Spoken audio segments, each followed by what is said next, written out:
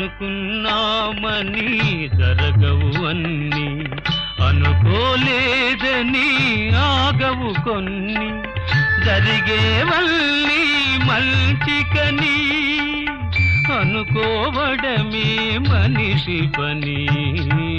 నీ సుఖమే నే కోరుతున్నా, నిన్ను వీడి అందుకే వెళుతున్నా. నీ సుఖమే నే కోరుతున్నా.